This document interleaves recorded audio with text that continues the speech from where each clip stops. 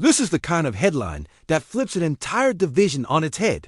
The kind of move that makes every Bears fan stop whatever they're doing and picture Soldier Field shaking in January. Because the front office finally decided to swing at the absolute top of the league instead of nibbling at the edges. This is Bears News Fan Report, your home for the latest news and rumors about our Chicago Bears, breaking everything down with the emotion of a fan and the detail of a newsroom. And today I'm going to walk you through one story. How the Bears lined up a move so big it would have rewritten the balance of power in the NFC North. What they actually did at the deadline. What it tells us about Ryan, Poles' mentality going forward, and why the name at the center of all this noise is the most feared pass rusher in football. I'm not just talking about adding another body to the edge rotation. I'm talking about the kind of superstar who makes offensive coordinators rip up their game plans on Tuesday, who forces quarterbacks to count where he is before every single snap.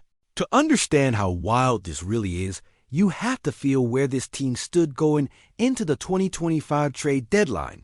The Bears weren't in that old space of just trying to be respectable. They were in the middle of a real push, with a defense that had started to find its teeth again, an offense that finally had structure, and a front office that had already shown it wasn't afraid to spend on defense when it went out and got Montez Sweat to wake up the pass rush last year. Even with that, everybody watching this team closely knew the same thing.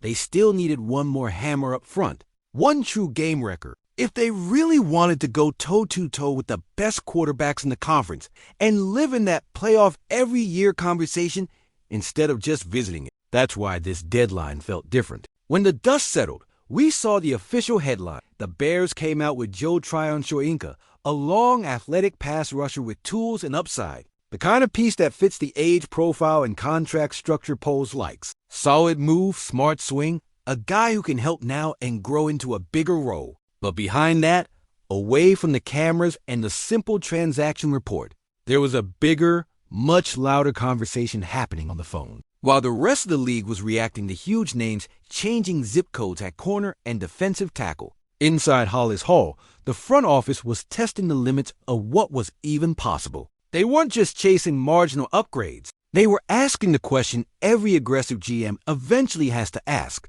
What does it take to get the best guy at his position? The real alpha, the kind of player you normally only see moved in video games and fantasy league. That's where Myles Garrett comes in. You know what he is already. A former first overall pick, a defensive player of the year, a walking nightmare off the edge. We're talking about a pass rusher who year after year lives in double-digit sacks, who sits comfortably past the 110-sack mark for his career, who blows up drives with strip sacks, cackles for loss, and plays that don't even show up on the stat sheet because the quarterback had to get rid of the ball before anything could develop. He's not just productive, he's overwhelming. You feel him through the TV screen. Imagine what that looks like for a right tackle one-on-one on a cold afternoon at Soldier Field. Now put that player into the Bears' current defensive structure for a second. Picture Garrett on one side, Sweat on the other, stunts and gains up front. Interior pressure coming from the middle,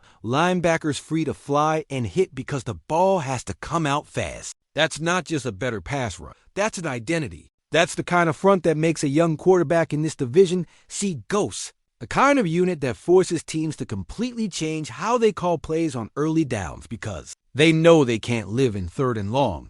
It's the kind of move that says loud and clear, the Bears aren't just trying to hang around anymore. They're trying to dominate you in the trenches. Now layer in the contract side. Earlier in the year, Cleveland committed to Garrett with a monster 4-year extension in the neighborhood of $160 million, locking him up into his early 30s and basically planting a flag that says, this guy's our franchise pillar. When a team does that, they don't suddenly wake up and throw him on the trade block. That's why, when you first hear the idea of the Bears being in the Myles Garrett conversation, it sounds almost unreal. Why would a team even bother picking up the phone for that? The answer is simple. If you really believe your window is opening, you at least ask the question. And that's exactly what Ryan Poles did. In the middle of all the trade traffic, while deals were being stitched together for other stars around the league, the Bears front office reached out to Cleveland and asked what it would even look like to build a package for Myles Garrett.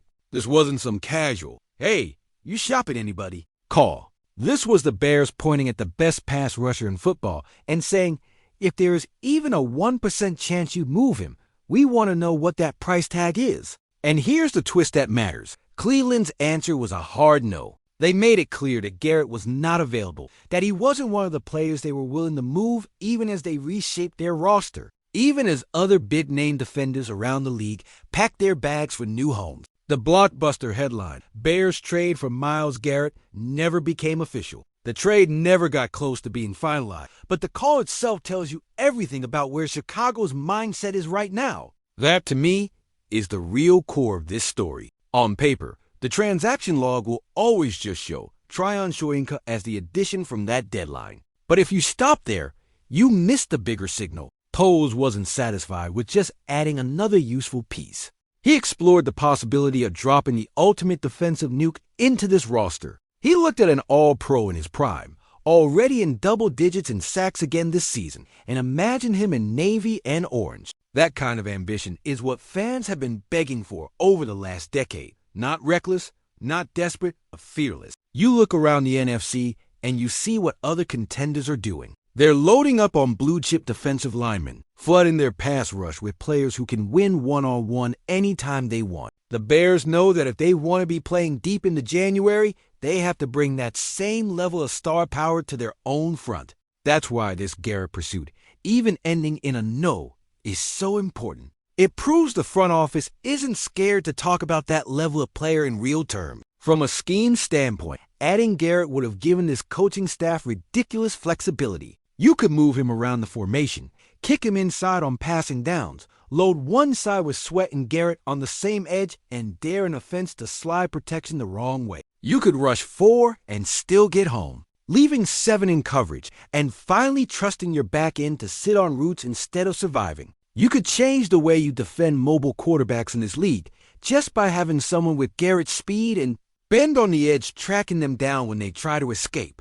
And for a Bears fan base that has lived through too many seasons of watching opposing quarterbacks stand comfortably in a clean pocket, the idea of turning every snap into a survival drill for the guy in the center is almost too good to be true. At the same time, you can't ignore the price it would take to make a move like that real. We're talking multiple premium draft picks, probably players going back the other way, and a long-term financial commitment that would reshape how you build the rest of the roster. You'd have to ask yourself if you're willing to sacrifice some flexibility on offense, some future picks that could become building blocks to secure one guaranteed dominant trait, a pass rush led by the most dangerous edge in football. The Browns clearly decided their answer was no, that their best chance to rebuild and compete runs through keeping Garrett in brown and orange. And honestly, from their side, that choice is easy to understand. But from the Bears side, the fact that they made the call reveals a front office ready to act like a big market, big ambition franchise again. That's the part that should excite you even more than any hypothetical Madden package. It means the next time a player of that caliber even smells the market, you know Chicago will be in the room, not watching from the hallway. Before I wrap this up, I want to bring you into this discussion because this channel exists for us to think like a front office together. If the Browns had cracked that door open even a little, how far would you have gone to bring Myles Garrett to Chicago? Would you ship out multiple first-round picks and live with the consequences, trusting that an elite pass rush covers a lot of sins? Or would you have pulled back and protected your future draft capital to keep building through the pipeline? And how do you feel knowing that, even without landing him, your GM was willing to ask the hardest question in the league? What would it take to get your best player? For me, the bottom line is this. The story of Bears signed Myles Garrett never became real on the transaction wire, but the story behind the scenes is almost as important. Chicago walked into this deadline already improved, came away with a solid addition in Tryon Shoyinka, and still tested the outer limits of what was possible by aiming at the very top of the defensive food chain. The Browns shut it down, as most of us expected, but in the process the Bears showed they're done thinking small. They're hunting impact, they're willing to be bold, and they clearly understand that if you want to win this league, you start by making life hell for the quarterback across from you. Let me know in the comments what you think about this whole situation. If you like this level of aggression from the front office, and how you'd like to see them attack the pass rush going forward. And if you enjoy getting this kind of inside look at what's really happening around our team, make sure you subscribe to Bears News Fan Report. Hit the like button and share this video with other Bears fans, because I'll keep bringing you fast updates and deep analysis on every move, every rumor, and every big swing Chicago takes to turn this defense into a unit that can carry us where we all want to go.